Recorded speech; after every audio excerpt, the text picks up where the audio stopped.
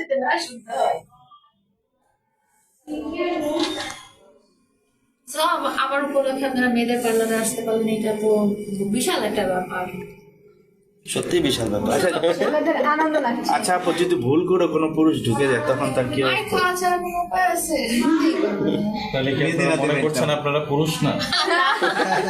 ওনারা মানে আমি নিয়ে আসি, বলছে যে চলেন দেখাই, আপনাদের মনে নিশ্চয়ই অনেক আগ্রহ যে মেয়েদের পার্লারের ভিতরে কি হয়, কি কি হয়, তাই না? কিছু শুনি না, ডাবল শুনতেছে। আপনারা কি লিখুনের সেলুনে গিয়েছিলেন কখনো? গিয়েছিলাম। ওটাও কিন্তু সুন্দর না? লিখন ভাই আপু সেলুনে গেলে আমাদের সার্ভিস দেবে। লিখন তুমি সব সাংবাদিকদের টাকা রেখে জন্য- তারপরে সার্ভিস দিবা, বুঝছো? না টাকা রেখে সার্ভিস দিলে হবে না। সাংবাদিকদের ডাবল টাকা। আপনার এমনি তো এত সুন্দর, আপনারা কি সার্ভিস চুল কাটতে পারেন? চুলও হ্যাঁ, টাকা তুমি দেয়। শোনো, আমি বলে দিচ্ছি, এখন থেকে যত সাংবাদিক তোমার সেলুনে যাবে, বুঝতে পারছো, সবাইকে একদম ফ্রি সার্ভিস দিয়ে দিবে। ঠিক আছে? ঠিক আছে। লাস্ট টাকাটাও নিয়ে দিবে। হ্যাঁ, ফ্রি সার্ভিস, তারপরে সার্ভিস চার্জ। আচ্ছা আপু, একটু অন্য প্রশ্ন করি। মানে উত্তরা এবং বাংলাদেশের অনেক জায়গায় নাকি পার্লারের নামে অসামাজিক কর্মকাণ্ড হয়, এটা অনেক আপুরে জায়গা দাও। বড় বড় টেলিভিশন নিউজ করেছে। এই বিষয়ে আপনার কি কোনো মতামত আছে? আমি আসলে আমার জানা নাই, আমি আসলে সবসময় ভালো ভালো পার্লারেই যাই যেখানে পার্লারের সার্ভিস দেওয়া হয়। এবং যারা পার্লারের নামে ব্যবসা করে তারা তাদের উদ্দেশ্যে কি বলবেন? তাদের উদ্দেশ্যে আমি বলবো যে আপনাদের ব্যবসা আপনারা অন্যভাবে করেন, পার্লার সেক্টরটাকে কলুষিত করবেন না, এবং তাদের এগেনস্টে তো আইন শৃঙ্খলা বাহিনী অ্যাকশন নিচ্ছে। এরকম কিছু করবেন না যেটা অপরাধ।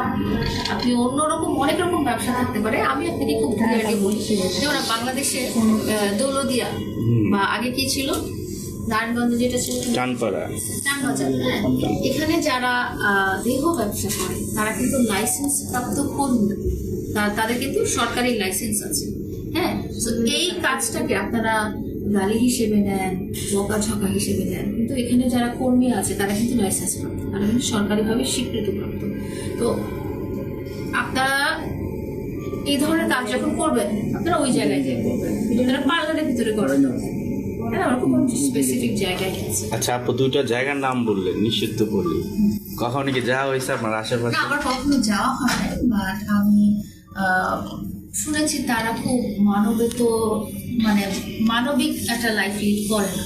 হ্যাঁ, বা আমার যদি কখনো সামর্থ্য হয় তাদের জন্য ভালো কিছু করার আমার ইচ্ছা আছে। কারণ এই ব্যবসায় কোন নারীরা আসে যাদের কোনো ওয়ে নাই, যাদের কোনো উপায় নাই। অনেক সময় দেখা যাচ্ছে যে ছোটবেলা থেকে ছোট ছোট মেয়েদেরকে কিডন্যাপ করে নিয়ে গেছে, কিনে নিয়ে গেছে, বা তার খাওয়া পড়ার কোনো অনিশ্চয়তা নাই, সেই জন্য একদম বাধ্য হয়ে কিন্তু মানুষ, কেউ কিন্তু খুশি খুশি মনে এখানে যায় না, মানে পরিস্থিতির শিকার হয়ে গেছে। হ্যাঁ, তো তাদের জন্য যদি আমার সামর্থ্য হয় তাদের জন্য ভালো কিছু সাজেস্ট দিয়ে ফেলি।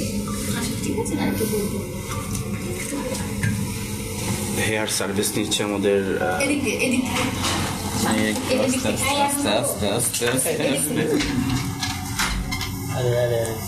এখান থেকে না, এদিক থেকে তুললে, সামনের দিকে তুললে হবে নাকি? এই পাশে আসেন, এই সাইডে আসেন, ডানে আসেন। হ্যাঁ, ডানে আসেন, আপনি ওয়াশ করবো, আপনার চুলটা দেখেন, চুলটা কি এটা? দেখুন তো, মোবাইল দেখুন। চলে যাচ্ছে তোমার নরম নাও।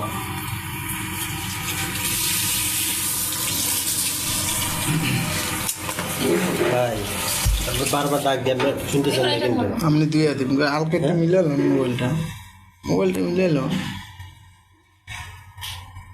কিন্তু আমরা এই সাইড থেকে দেন, দেখতে সুন্দর আসে। হ্যাঁ, সাইড। আপু, আপনার ক্যামেরা ফেস কোন সাইড ভালো মনে হয়? ডান সাইড। আচ্ছা, এই জন্যই বলছি এই সাইড থেকে আসে। আপু এরকম চুলে যত মাসে কতবার নেন? সপ্তাহে এভরি উইকে 2-3 বার আসি চুল ওয়াশ করার জন্য। আচ্ছা আপু, অনেক সেলুনে বডি ম্যাসেজের অপশন আছে, আর বডি ম্যাসেজ কি নেওয়া হয়? না, আমার আসলে পার্লারের সার্ভিস ওইভাবে নিতে আমার অত টাইম নাই, আর আমার মানে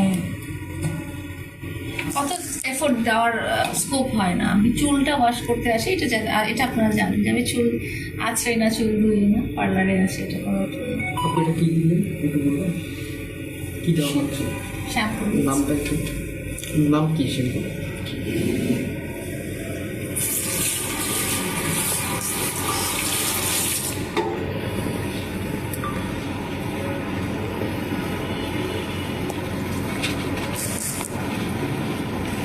আচ্ছা লাইলা আপু, অনেক এই সমাজে অনেক মেয়ে আছে এবং নারী আছে যারা আপনাকে দেখে ওনাদের জলে, তাদের কি বলবেন? কেন জ্বলবে? আমার মনে হয় না কোনো মেয়েদের জ্বলে। আপনি আপনি আমাকে দেখে ছেলেদের জ্বলতে পারে, কারণ আমি যেভাবে চলি, যেভাবে ঘুরে ফিরে বেড়াই, এটা অনেক ছেলেদের স্বপ্ন হতে পারে। মানে অনেক ইয়াং মেয়েরা আপনাকে দেখে জ্বলে যে আমরা একটা পাই না, সে মাঝে মাঝে স্মার্ট ছেলেদের নিয়ে ভিডিও ও আচ্ছা, এটা তো ভিডিও করার কারণে, ওরা তো আমার পার্সোনাল ব্যক্তিগত, তাদের সাথে আমার কোনো সম্পর্ক নাই, সেটা দেখে জ্বলার কিছু নেই। আপনারা এই আমার আশেপাশে যারা অভিনয় করে তাদের কাছে লাইন মারতে পারেন। অনুমতি দিয়ে দিলেন। আরে আমি অনুমতি দেওয়ারও কিছু না, ওরা সিঙ্গেল থাকলে, ওরা রাজি থাকলে ওদের সাথে আপনারা রিলেশনে যেতে পারেন, গল্প করতে পারেন। আপনারা হয়তো ইয়ের কথা দেখবেন, কিছুদিন আগে একটা ছেলের সাথে আমি ব্রাইডাল শুট করলাম, কে আপুর পার্লারে, দেখেছেন? ওই ছেলের সাথে তো আমার কাজ এখন হচ্ছে না। হ্যাঁ, ও অন্য মেয়েদের সাথে ভিডিও করছে, সুন্দর রোমান্টিক ভিডিও করছে, ওরকম আপনারাও ট্রাই করে ওর সাথে ভিডিও করতে পারেন। তো আপনার কাছে কি সবাই আসে ভাইরাল হওয়ার জন্য? আমি জানি না আমি কি ভাইরাল করার কারিগর। তাহলে কি মানে কয়দিন থাকে আপনার কাছে ভাইরাল? আমার কাছে আসে ধরেন কোনো ভিডিও করার পারপাসে, আমি যদি মনে করি যে তার পাশে আমাকে ভালো দেখা যাবে, দৃষ্টিকটু লাগবে না, তাহলে আমি তাদের সাথে হয়তো ভিডিও করি। বেশিরভাগ টাইম আমাকে এটাই বলে যে আপু পেজের রিচ কমে গেছে, বা আপু একটু মানুষের কাছে পরিচিত হতে চায়। অনেকে আছে যে অনেক বছর থেকে ভিডিও করছে কিন্তু মানুষের কাছে পরিচিত ফেস হয়ে ওঠেনি, তো তাদেরকে অবশ্যই আমি হেল্প হবে, সে লাইমলাইটে আসবে এবং উপকার হয়, তাহলে আমি সেটা করতে রাজি। এখন পর্যন্ত কতজনকে এরকম না, এইভাবে তো বলতে চাই না, বিকজ কেউ আমাকে দিয়ে তাদের কোনো ভালো কিছু হলো, সেটা যদি আমি বলে পারি তাহলে তো সেটা ভালো কিছু করার নমুনা হবে না। মানে আমি এটাতে ওয়েলকাম করি, আমার কাছে যে এই ভিডিও করতে যে কন্টেন্ট ক্রিয়েটারই আসুক না কেন, এখন যে ভিডিও করে না সে এসে যদি বলে যে আমি করতে চাই, তাহলেও আমি চিন্তা করি যে সে ফিউচারে কন্টেন্ট ক্রিয়েটার হবে কিনা। কোনো কন্টেন্ট ক্রিয়েটার চাইলে আমি তাদের সাথে ভিডিও শেয়ার করি। এবং আরেকটা জিনিস শুধু দেখি যে আমার পাশে তাকে মানায় কিনা। হ্যাঁ, আমার পাশে একটা রোমান্টিক ভিডিও করতে আসলো বা আমার সাথে একটা রোমান্টিক ভিডিও করতে চাইলো, এখন তাকে যদি আমার সাথে একদম না মানায় তাহলে আমি সেটা করি। অ্যাপিয়ারেন্সের ব্যাপারটা আমি দেখি যে তার সাথে আমাকে মানাচ্ছে কিনা। কিন্তু তারপর আপনারা বলতে পারেন যে এত ছোট ছোট ছেলে তাদেরকে আপনাকে মানায়। এখন বয়সটা তো আসলে ভিডিওতে দেখা যায়, তাই না? ভিডিওতে দেখা যায় যে দুজনকে কেমন দেখা যাচ্ছে, আউটলুকটা দেখা যায়। আচ্ছা লাইলা আপুর মনের বয়স কত? লাইলাপুর মনের বয়স সবসময় ছোট বাবুদের অলওয়েজ, আমি তো জানি না, সবসময় ছোট বাবু। 16 তো অনেক বড়। 12? না 3 কি 4। 3-4? হ্যাঁ, আমার মনে হয় সবসময় ছোট বাবুদের মতো। ওই যে দেখলেন না ছোট বাবুটা,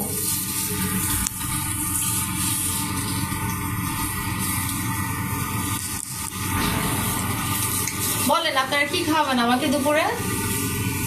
আপনাকে তো করে শুটকি খাওয়ানো হবে, কি খাবেন? আর করলার জুস, আর হচ্ছে মূলার জুস। দেখেন আমি করলার জুস কেন খাবো? না আপু করলা জুস খাওয়া ভালো। আমি মূলার জুসই কেন খাবো? মুলার জুস খেয়ে জানি সুন্দর। না, আমার অত স্বাস্থ্য লাগবে না। আমি করলা ভাজি খেতে পারি, আপনি আমাকে করলা ভাজি খাওয়াবেন। আপনাকে মূলার জুস, মূলার জুসও না, করলার জুসও না, আমি জুস খাই না। আপনারা আমাকে শুটকি খাওয়াবেন, ঠিক আছে, করলা ভাজি খাওয়াবেন, মূলার ভাজি খাওয়াতে পারেন, সেটা সমস্যা। বা কাঁচা মূলার তো সুন্দর সালাদ করে খাওয়া যায়। আমি যখন ইয়েতে গিয়েছিলাম, মানে ওই একজনের সাথে আমি গিয়েছিলাম চিটাগাঙে, আপনারা ভান্ডারের শুনেছেন? ওইখানে এত বড় বড় মূলা হয়, এত বড় বড়, আপনারা যদি দেখেন ভিডিওতে জাস্ট এত বড় বড়। সে আমাকে নিয়ে গেছিল, তা ওই দরগার শরীফে আমরা 2-1 দিন ছিলাম, ওখানে মূলাগুলো জাস্ট এত বড় বড়, এত মোটা মোটা, একটা মূলায় 10 কেজি এরকম। এটা মানে অবিশ্বাস, আপনারা দেখেন ভিডিও সার্চ করে কত বড়। আর পুরো রাস্তা জুড়ে শুধু মূলা, মানে লোকজন যারা আসে না তারা একটা করে মূলা নিয়ে যাবে অবশ্যই। না কিনে নিবে, অত দামও না, 100 টাকা এরকম। আপনি কয়টা আপনি কয়টা নেন? আমি নেই নাই, আমার শাশুড়ি যিনি ছিলেন উনি 4টা নিয়েছিলেন। মূলা খুব প্রিয় না? আপনার শাশুড়ি কি মামুনের আম্মু? মানে যিনি ছিলেন আর কি, মূলা আমার খুব প্রিয় না, বাট ওই জায়গার মূলাটাই ফেমাস। কারণ আমরা নর্মালি কতটুকু দেখি, এতটুকু মূলা দেখি না, এরকম এতটুকু সাইজে, কিন্তু ওখানে মূলাগুলো হচ্ছে এত বড় বড়, এত মোটা মোটা। ওটা যে কিভাবে চাষ করে, কিভাবে মাটি থেকে তুলে, আই ডোন্ট নো। ওইটা কি আপনি খেয়েছিলেন? এটা আমি খেয়েছিলাম। মজা অনেক। হ্যাঁ, আর ওখানে যে মাংস রান্না হয়, যে সিন্নি রান্না হয় মাংস দিয়ে, মূলা দিয়ে? ওই মাংসের মধ্যে ওই মূলাটা দেওয়া হয়, বড় বড় হাইব্রিড মূলা হয়তো। এত মোটা, এত মোটা? এত মোটা। এটা তুলে কেমনে আমি জানি না, আমার ওই মূলাটা চাষ করাটা দেখতে হবে। একদিন আমরা আবার যাই, আমি মামুনের আম্মুর কাছে গিয়ে দিতে পারি। ওনার ওখানে রেগুলার যায়, প্রত্যেক বছরই যায়।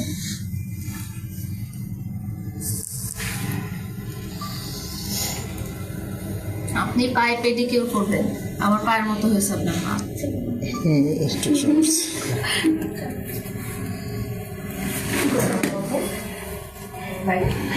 ওনারা যেতে পারবে কি? ভাই ওরা যেতে পারবে? আপু আগে যাক, আগে গিয়ে দেখ, পরিস্থিতি দেখুন, পরিস্থিতি আগে দেখুন, পরিস্থিতি দেখুন।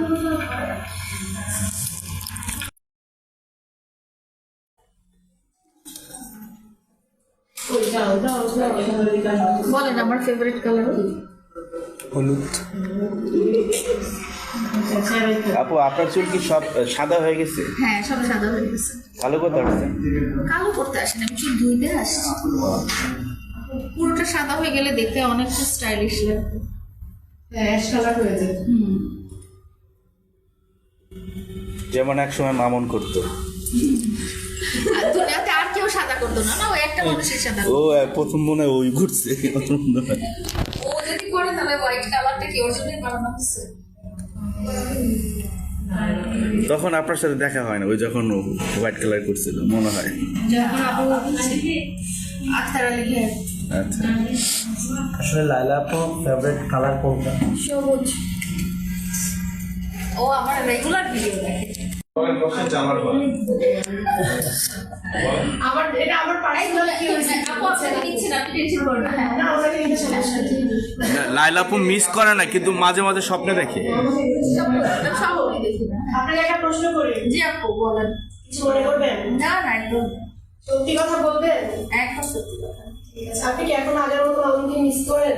আগে কি মিস করতে হবে? না মানে প্রথম অবস্থার মতো, এখন তো অনেক দিন হয়ে গেছে। না। এদিকে তাকান। সত্যি? হ্যাঁ আসলে কিন্তু আপনার না উত্তরটা কেমন জানি হ্যাঁ মনে হয় যে হ্যাঁ হ্যাঁ, না না উত্তরটা হ্যাঁ হ্যাঁ। আমি না বলতে চাইলেও, আমি যদি তাকে ভুলেও যেতে চাই, মানে ওনাদের জন্য আমার সেটা ভুলা সম্ভব না। ঘুরে ফিরে মনে করাই দিবে যে আমি মানুষকে ভালোবাসি। ওরে বাবা।